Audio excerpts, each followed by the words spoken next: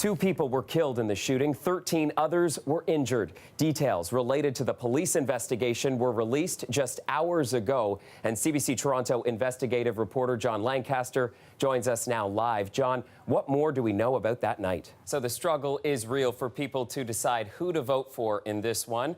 Does this clear things up or make it murkier? Let's bring in the smartest man in the newsroom, Mike Crawley. Mike, is this a brilliant strategy or an epic fail?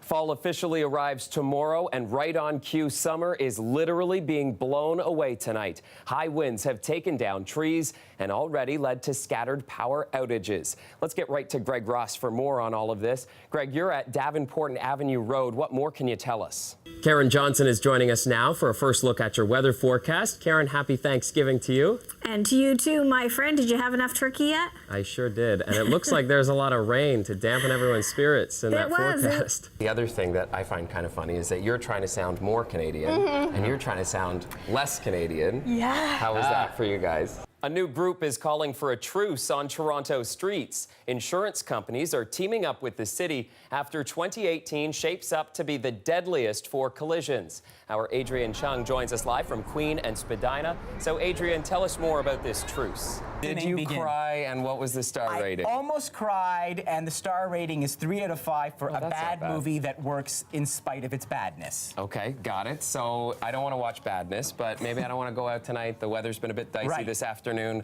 What do I do if I want to just stay home?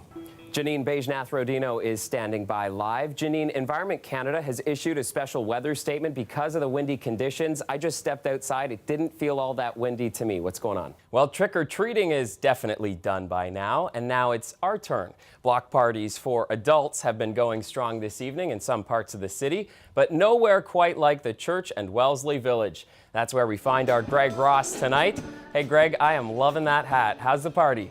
Montreal is following Toronto's footsteps today. It has voted to declare itself a sanctuary city, a place where undocumented immigrants have access to shelter and food banks.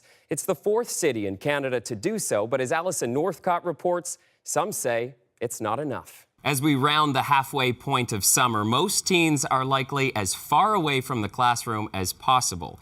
Not this group of students, though. Our videographer, Paul Borkwood, is about to introduce you to students volunteering to teach an older generation about the tools they've grown up using. It's not proving to be easy, but boy, is it rewarding. So a perfect 3-0 start to the season with an astounding 19 goals is something you have not heard in 100 years. And you might not remember, but it's been about 50 years since the Leafs took home the coveted Stanley Cup. There's a joke that when the season starts off hot like this, Leafs Nation gets a bit prematurely excited. Well, our Greg Ross had a bit of fun with that today and spent the day speaking with some fans about planning a Stanley Cup parade route.